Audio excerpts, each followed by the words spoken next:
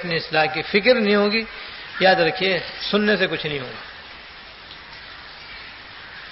جس طرح کمانے کی فکر سے آدمی ڈیوٹی دیتا ہے اور رات دن ایک کرتا ہے اور بڑی سے بڑی محنت اور مشقت کو برداشت کرتا ہے دھن دھیان کی وجہ سے، کیوں کمانے کی دھن ہے، کمانے کا دھیان ہے، اس لیے راتوں کو بھی جاگتا ہے، دن کو بھی لمبی لمبی ڈیوٹیاں دیتا ہے اور خون پسینہ ایک کر دیتا ہے۔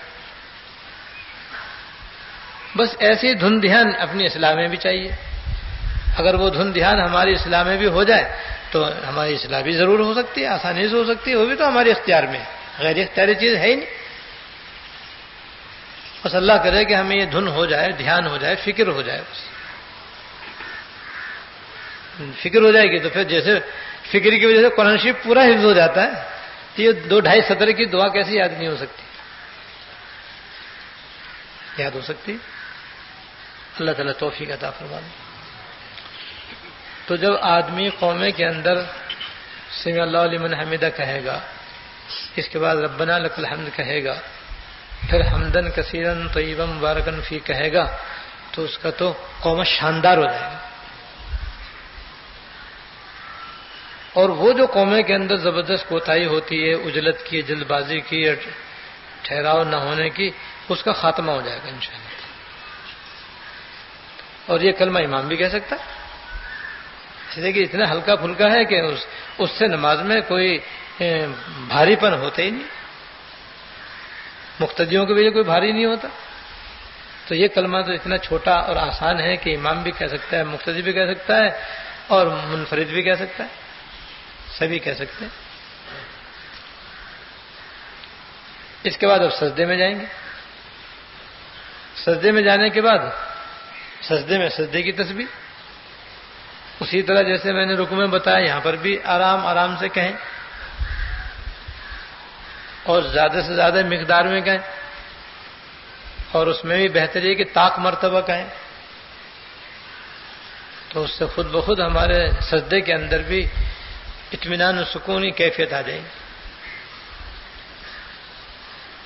جو مقصود ہے اور مطلوب ہے، اور ہمیں اگر اپنی اصلاح کرنی ہے تو اس کو کرنا ہے،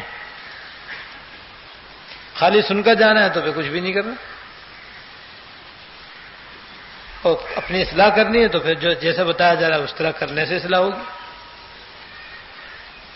لہذا سجدے میں جانے کے بعد اب بڑے سکون اور دھیان سے اللہ تعالیٰ کی طرف توجہ کرتے ہوئے سبحان ربی الاعلیٰ کہنا شروع کر دیں۔ اس میں بھی مسنون درجہ کم سے کم 3، اس سے زیادہ پھر جتنا بھی وقت ہو، سہولت ہو، آسانی ہو اتنی مرتبہ کہیں، لیکن کہیں آرام آرام سے، سبحان ربی الاعلیٰ، سبحان ربی الاعلیٰ، سبحان ربی الاعلیٰ کہیں، اور دھیان اللہ تعالیٰ کی طرف رکھیں۔ اس طرح 3، 5، 7، 9، 11، 13 مرتبہ کہنا۔ اس طرح سے انشاءاللہ تعالی سجدے کے اندر بھی بڑا ٹھہراؤ اور سکون اور اطمینان بھر جائے گا۔ اب پہلے سجدے سے بیٹھیں گے، اس کا نام جلسہ ہے، یہ بھی واجب ہے۔ اس میں بڑی زبردست کوتاہی ہوتی ہے، جس کی تفصیل میں پہلے عرض کر چکا ہوں کہ بس پہلے سجدے سے بیٹھ کر کے کمر سیدھی نہیں ہوتی، دوسرے سجدے میں چلے جاتے، بس اٹھتے اٹھتے ہی سجدے میں چلے جاتے۔ اور بعض بیچارے تو ایسے ہیں کہ وہ نہ ہاتھ اٹھانا گوارا کرتے ہیں، نہ سینہ اٹھانا گوارا کرتے ہیں، بس ویسے ہی سجدے میں رہتے رہتے وہ گردن مرغے کی طرح اٹھائی اور دھم سے دوبارہ رکھ دی کہ کون اتنا لمبا چکر لگائے کہ اٹھو اور پھر سیدھے بیٹھو، کمر سیدھی کرو، ہاتھ رانوں پہ رکھو، اتنی دیر کون لگائے؟ بس سجدے پڑے پڑے دوسرا سجدہ کر دیا۔ تو وہاں تو بھائی ایک سجدہ ہوا، ایک تو ہوا ہی نہیں۔ جب ایک ہی سجدہ ہوا تو ایک سجدہ، دوسرا سجدہ فرض تھا وہ ہوا نہیں، اور فرض چاہے جان کر چھوڑو یا بھول کر چھوڑو اس سے نماز ہوتی نہیں۔ تو ذرا سی کاہلی اور سستی کے خاطر فرض ہی چھوڑ دیا، جب فرض چھوڑ دیا تو نماز ہی نہیں ہوئی، لو صاحب جتنی ہوئی تھی وہ بھی گئی، وہ بھی اکارت ہو گئی، بیکار ہو گئی وہ بھی۔ تو بھئی ایسی کیا مصیبت آئی تھی کہ فرض چھوڑ کر کے نماز کو ضائع کر دیا. یہاں بہت لوگ اس میں کوتاہی کرتے ہیں، اللہ بچائے. لہٰذا یہاں کا بھی نسخہ وہی کہ پہلے سجدے سے بالکل سیدھے بیٹھیں، کمر اپنی سیدھی کریں، دونوں ہاتھ اپنے رانوں پر گھٹنوں کے قریب رکھیں اور سکون سے بیٹھ جائیں. سکون سے بیٹھ جائیں. اور جلسے کے اندر جو دعائیں نبی اکرم صلی اللہ علیہ وسلم سے منقول ہیں وہ مانگنا شروع کر دیں، بغیر ہاتھ اٹھائے مانگنا شروع کر دیں، جس میں مختصر سے مختصر بھی ہیں، لمبی سے لمبی بھی ہیں. آپ نے ہر طرح کی دعائیں تلقین فرما دیں. اب جیسی طبیعت، جیسا مزاج، جیسے جتنا وقت، جیسی فرصت، اسی کے مطابق پڑھ لو. جس میں سب سے مختصر دعا جو منقول ہے وہ خالی اللہم اغفر لی، کہ قوم میں جلسے میں بیٹھ کر کے جب بالکل سیدھا بیٹھ جائے، کمر سیدھی ہو جائے، تو کم سے کم ایک مرتبہ دل سے اللہم اغفر لی کہہ دے، اے اللہ میری مغفرت فرما.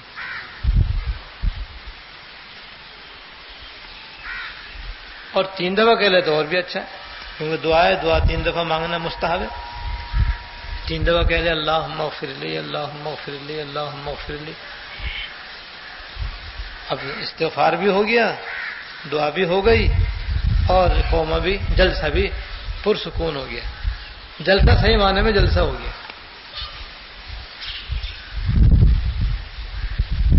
اور جتنی جلد بازیاں جلسے کے اندر ہوتی ہیں سب کا خاتمہ ہو گیا.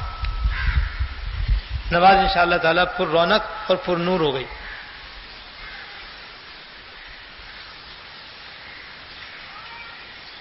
اور یہ دعا ایسی ہے کہ میں سمجھتا ہوں ہم میں سے کوئی بھی ایسا شخص نہیں جس کو یہ یاد نہ ہو. اللہم اغفر لی کس کو یاد نہ ہو؟ سبھی کو یاد ہوگا. جب سب کو یاد ہے تو سارے معمول بنا لیں وہی انشاءاللہ.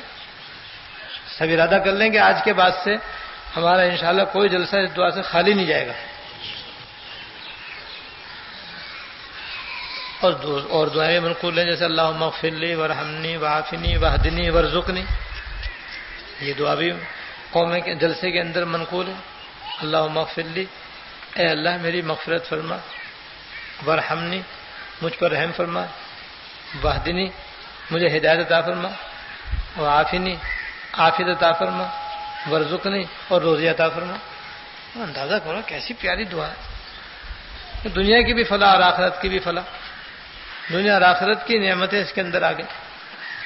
صحیح معنی میں نماز، اگر ہم نماز پڑھیں تو بھئی یہ تو بہت بڑی نعمت ہے، بہت بڑی دولت ہے. بس ہم نے اپنی غفلت و لاپرواہی کی وجہ سے اس عظیم نعمت کی ناقدری کی ہوئی. جب ہر نماز میں 2 سجدوں کے بیچ میں بیٹھنے کے اندر جب یہ ہم دعا کریں اللہم اغفر لی، اے اللہ میری مغفرت فرما، ورحمنی مجھ پر رحم فرما، وعافنی مجھے عافیت عطا فرما، واہدنی اور مجھے ہدایت عطا فرما، وارزقنی اور مجھے روزی عطا فرما. روزی کے اندر صرف دال روٹی نہیں ہے، تمام ضروریات زندگی دنیا کی بھی اور آخرت کی بھی اس کے اندر داخل ہے. ایسی جامع دعا، روزی کی بھی دعا، عافیت کی بھی دعا، ہدایت کی بھی دعا، رحم کی بھی دعا، مغفرت کی بھی دعا. اندازہ کرو. حکمت اس میں یہ ہے کہ جب بندے نے اللہ کے سامنے سجدہ کر لیا اور جب اللہ کے حکم سے اس نے سجدے سے سر اٹھا لیا تو اب فرماتے ہیں بھائی تم نے ہمیں راضی کر لیا، مانگو کیا مانگتے ہو. جب اللہ پاک راضی ہوتے ہیں تو وہ فرماتے ہیں مانگو کیا مانگتے ہو.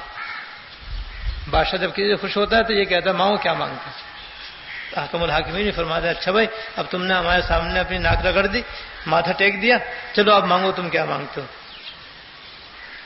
اب مانگنے کو بتایا، ہم غائب. ہمارا دل کہیں ہے، دھیان کہیں ہے، دھن کہاں ہے اور ذہن کہیں ہے، مانگتے ہی کچھ نہیں. اپنے آپ کو خود ہی ہم نے محروم کیا ہوا. انہوں نے تو پورا انداز بتایا مانگنے کا، نوازنے کا. یہ دعا بھی یاد کرنا کیا مشکل ہے. اللہم اغفر لی ورحمنی وعافنی واہدنی وارزقنی. اس کے علاوہ اور بھی کلمات حدیث شریف کے اندر آتے ہیں.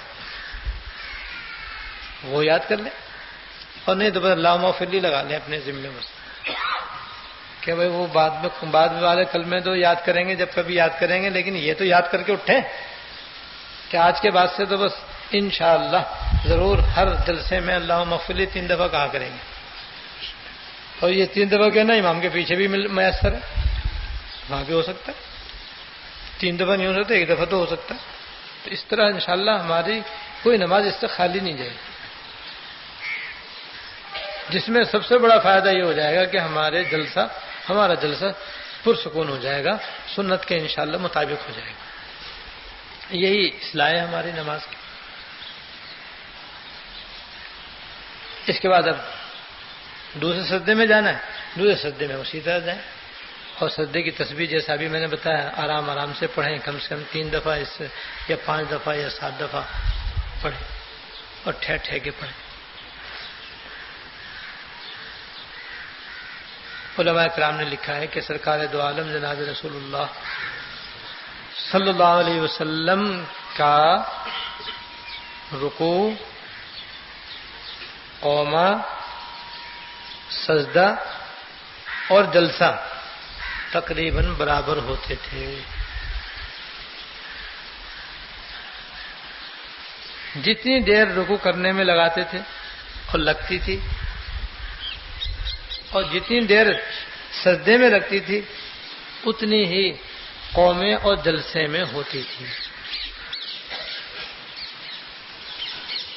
بس یہ ایک بہت اچھی نشانی ہے ہمیں اپنے ان چاروں ارکان کو سنت کے مطابق ادا کرنے کی، کہ ہم دیکھیں کہ ہمارے چاروں ارکان آرام و سکون سے ادا ہوتے ہیں یا نہیں، اور ان کی مقدار تقریباً مساوی ہوتی ہے یا نہیں. عام طور پر نہیں ہوتی. جیسے میں نے آج کیا قومے کے اندر تو بس معمولی سر اٹھایا اور فوراً سجدے کی طرف چلے گئے، پہلے سجدے سے ذرا سر اٹھایا فوراً دوسرے سجدے میں چلے گئے. تو جلسے اور قومے کی مقدار بہت کم ہے. رکوع سجدے یہ قدرے زیادہ ہے، یہ کیفیت سنت کے مطابق نہیں، یہ قابل اصلاح صورتحال ہے، اور 95% ہماری کیفیت یہی ہے. ان چاروں ارکان کو اس علامت کے مطابق کرنے کے لیے، اس بات کو کرنے کے لیے وہ طریقہ جو میں نے آپ کے سامنے ابھی عرض کر دیا کہ قومے کے اندر قومے کی دعائیں پڑھ لیں، جلسے کے اندر جلسے کی دعائیں مانگ لیں، رکوع سجدے کے اندر رکوع سجدے کی تسبیحات آرام و سکون سے پڑھ لیں. آپ دیکھ لیں انشاءاللہ تعالی چاروں کے اندر وقفہ تقریباً یکساں آ جائے گا، اور جب یکساں آ جائے گا تو سنت قریب ہو جائے گا، اور جتنا سنت قریب ہو جائے گا اتنا ہی مقبول ہو جائے گا انشاءاللہ.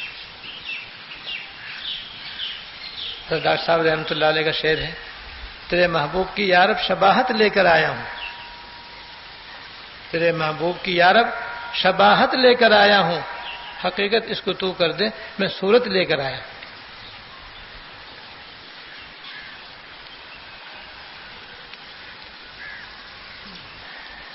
اور دوسری بات یہ یاد کرنی ہے کہ فرض نماز کا سلام پھیرنے کے بعد